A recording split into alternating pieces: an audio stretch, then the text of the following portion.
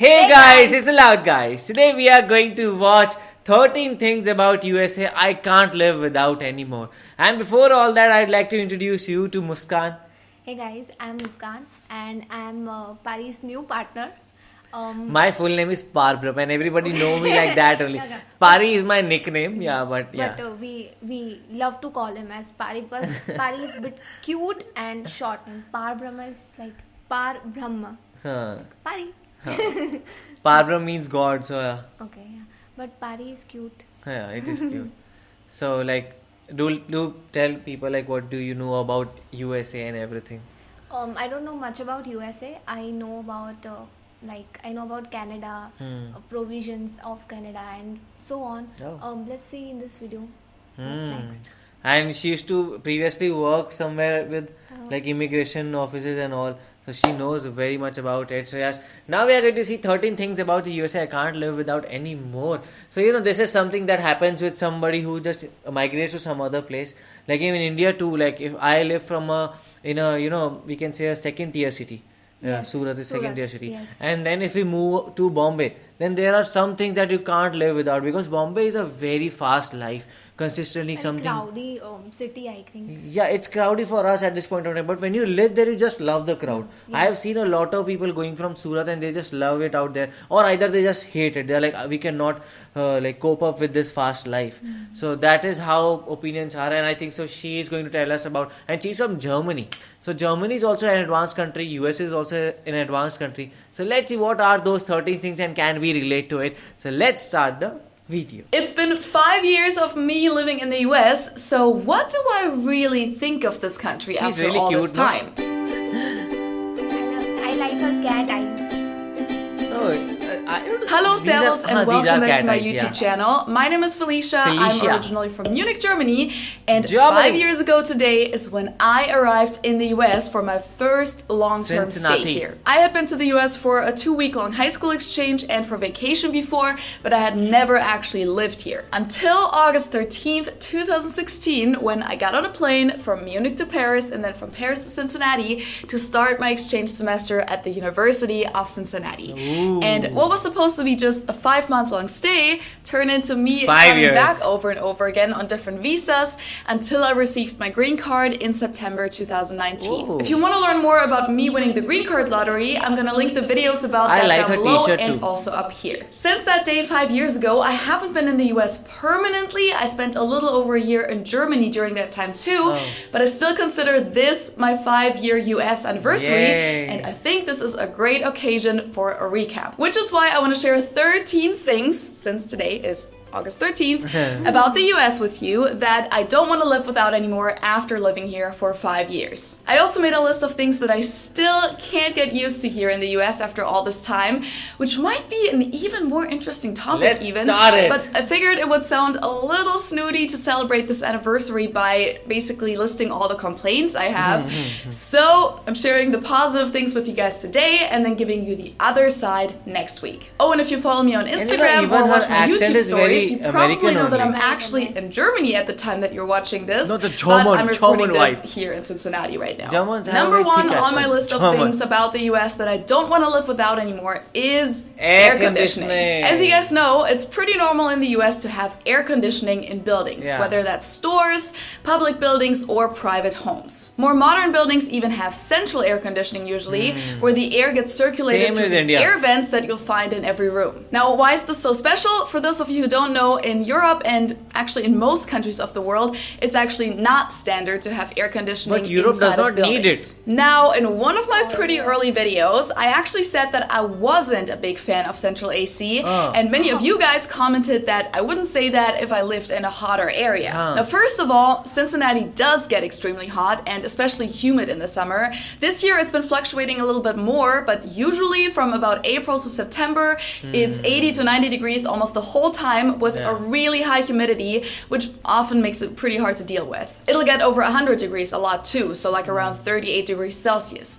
Now, of course, we also have cold winters here, but it's not like we don't deal with the heat here at all. If you look at the longitude, Cincinnati is about the same level as Ibiza in Spain or Sardinia in Italy. The reason why I said I didn't love central AC back then was because when living with other people or in public buildings like at a university, Americans often really overdo it with the AC. Instead of setting the temperature to a normal average room temperature inside that would already feel cold compared to the hot summer air outside, it often feels like an actual fridge inside. I'm not kidding. People often set it to like 16 to 18 degrees Celsius, bad for your like health around also. 63 degrees Fahrenheit, which to me is just as inconvenient as the outdoor temperature. It's just the other extreme. Plus, you usually wear short summer clothes during that time, and it's pretty annoying to always basically have to carry a sweater with you in the middle of the summer because you'll need it when you go inside. So that was one reason why I said that back then. And then the other reason was that I find it kind of annoying that in a bigger house, when you live with your family or roommates,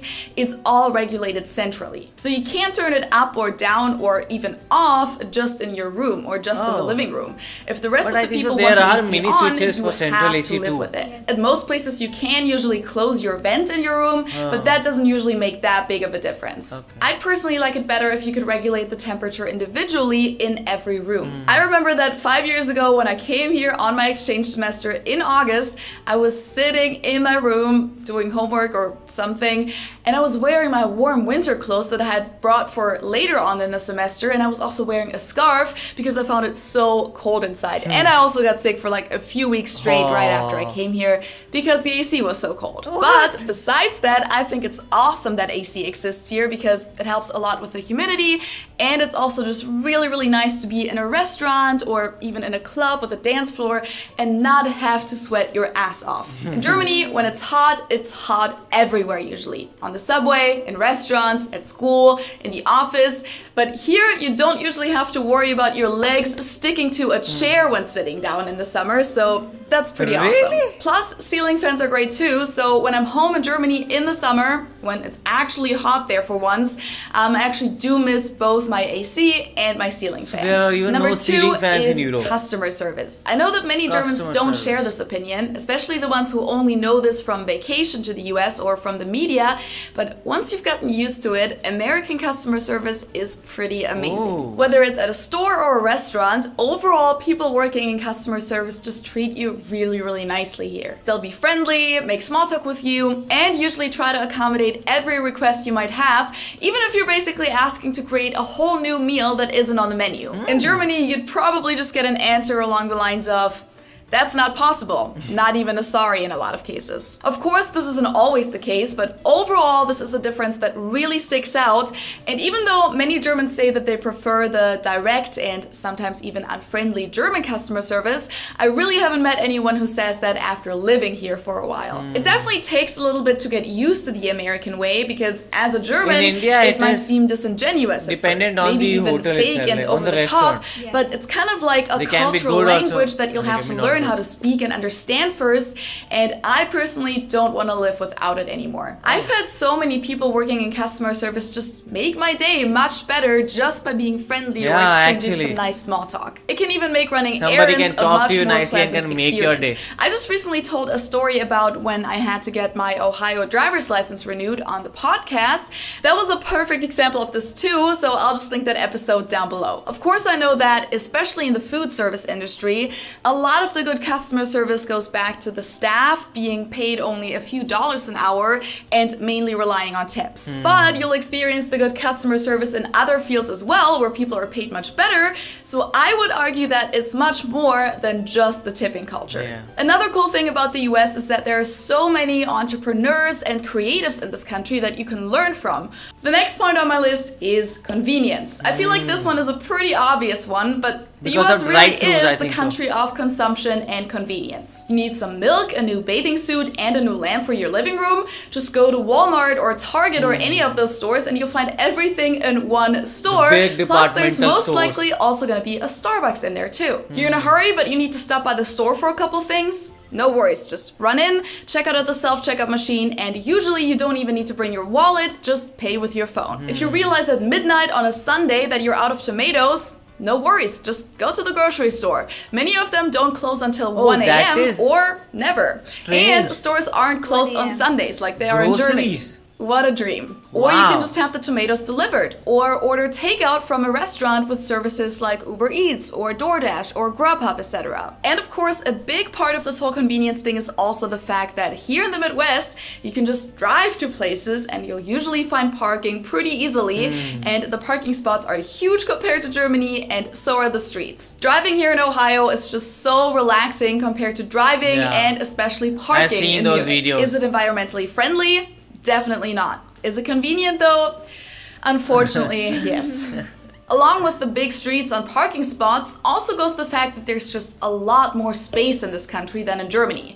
Everything is huge here, and I especially enjoy that when it comes to living spaces. Houses, bedrooms, closets, fridges, all of that is just so much bigger in the US, and especially here in Ohio, living space is still relatively inexpensive compared to Munich, which is the most expensive city to live in Germany. Here, when people say that they have a tiny bedroom, it's still big for German standards usually. But I still think the comparison is a bit wrong because it is about Munich. Munich is the main city of Germany. Best city. Yeah, and like if we compare it with New York in USA, then in New York also we have seen I have seen some videos where the houses are very, very tiny because it is very expensive. Similarly in Mumbai, yes. see the houses are small and because they are Rent is very, also very, high. very, very expensive and And if you live in Surat, then it is, you get, for the same amount, you can get a big lavish house and everything. So I think Ohio might be a bit cheap, but yes, and other cheaper German cities might be also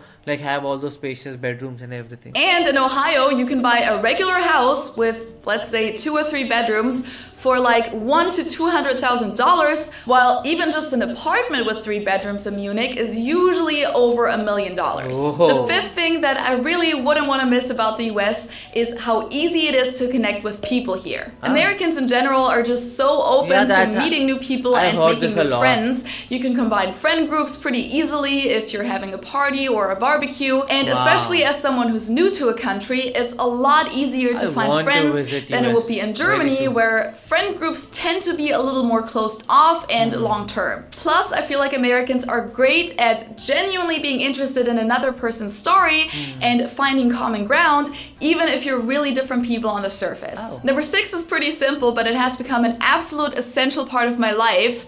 Kettle corn. It's a mix of sweet and salty popcorn, and it's the absolute best snack in the world. The best store brand for kettle corn is Boom Chicka Pop, by the way. They're not sponsoring me, even though they should, so if anyone working for Boom Chicka Pop is watching, shoot me an email. But jokes aside, in Germany it's actually standard to eat sweet popcorn at the movie theater. So if you don't specify otherwise, ordering popcorn means ordering sweet popcorn. Not even mixed, just sweet. In the US, popcorn is salty by default and often has a butter sauce on top, so it's more of a salty and buttery snack, and they'll also put things like cheese powder on it, which has grown on me, to be honest. But the creme de la creme is still kettle corn. Number 7 is carpet in houses. It's a lot more common in the US to have carpeted floors in the living room, but especially in the bedrooms. That's why they use vacuum cleaner a lot. In Germany, that's a rather outdated thing, and you won't see a lot of houses with carpet anymore these days. You'll mostly find hardwood floors there, parquet usually. And that's because most Germans prefer hardwood floors, and nowadays a lot of Americans do too, but I love how common carpet is here because I just find it so much more cozy to wake up in the morning and walk on soft, fluffy carpet rather than walking on cold and slippery hardwood floors. One big thing that I'd like for Germany to adopt, so this is my official request, Germany, is the amount of pools that you'll find here in the US. Not just private pools that you'll find in someone's backyard, but neighborhood pools or pools in apartment buildings. That's not a common thing at all in Germany, but here, if you live in the suburbs or a more residential neighborhood, it's super common that there's a public pool that everyone living in the neighborhood can use. And many apartment complexes have a pool too, kind of like a hotel. There are even student apartment buildings with pools here. And needless to say, in the summer, that's just really awesome.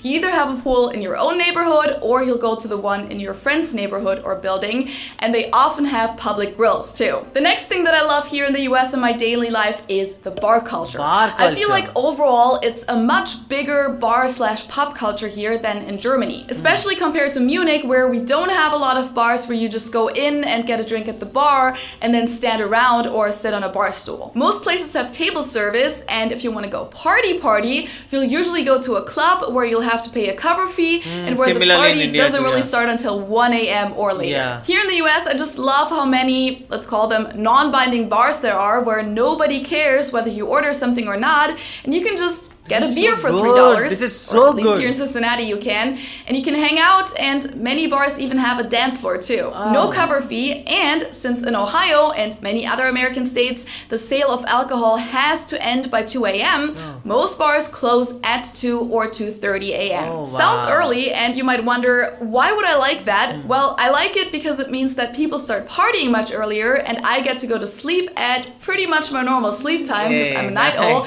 and I don't have to ruin the entire next day like in Germany, where you often stay out until 6 a.m. or later because the party doesn't even really start until late at night. Plus, going out here is much cheaper since a lot of the bars simply have a dance floor and you don't need to pay a cover fee, so it's more flexible, better hours in my opinion, and a lot cheaper. Plus, I like the music much better too. I'm not really into EDM, and in my opinion, Germans don't have great taste in music because they don't have a lot of rhythm, so everything is always just boom, boom, boom, like the same beat the whole night. So I personally just like the music here in the US a lot better. Another really important one is Mexican food. With Mexico being right across the border and Mexicans being the biggest immigrant group here, you'll find Mexican restaurants everywhere, which we don't really have in Germany. Now, before you guys comment, oh, but it's not real Mexican food, it's Tex-Mex, it's Americanized. Well, first of all, that tastes really good too, but even in Cincinnati, in the Midwest, there are numerous authentic Mexican restaurants as well. I've never been to Mexico myself, but if Mexicans who live here say that it's authentic, I'll believe them. You don't have to travel to certain states to find good Mexican food. It's really all over the country. The next point is something that I've talked about a little more in detail in this video, but I really like the positive mindset in the American culture. This is a generalization, of course, but overall, Americans have an attitude that's much more, let's try it, what could go wrong, rather than Germans who are often more like, why would we try that? Something could go wrong. I like to summarize it like this. When Germans would say, why are you doing that? Americans are often more like, why not? Which is something that I personally just really enjoy because I find it to be a much more supportive environment to be creative personally and live your life how you want to live it and not how other people expect you to live it. I'm pretty sure I wouldn't have this YouTube channel if it weren't for that positive and encouraging mindset here. Number 12 on my list is flexibility,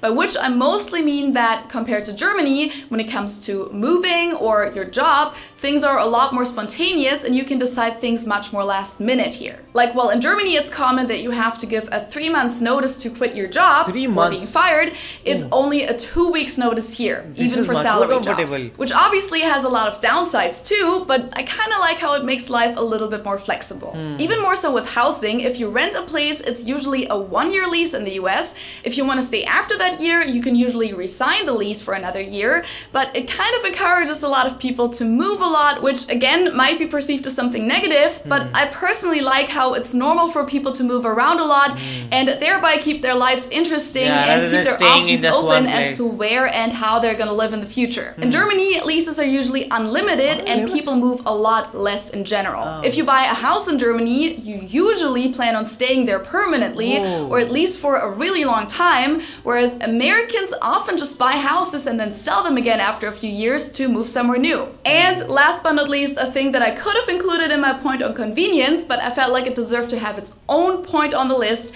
is drive-thrus. One of the most American and most convenient things India ever. Is also adopting there are really drive-thrus everywhere here for fast food restaurants, obviously, but also for Starbucks and other coffee shops, pharmacies, banks, so like drive-through ATMs, drive-through vaccines, which is how I got my COVID vaccine, drive-through convenience stores, or even liquor stores, and apparently there are even drive-through wedding chapels. You can definitely call it lazy, but it's also part of that American convenience that has kind of seduced me in a way. It's just so comfortable to be in your own car, not worrying about what you look like really, waiting in line while sitting down with your own music, but still getting food and completing other errands. Very interesting video, and also I can relate to it because India is also adopting a lot of these things, like even the drive-through things. But yes, US is a lot ahead because like they have drive-through for ATMs, drive-through for wedding chapels.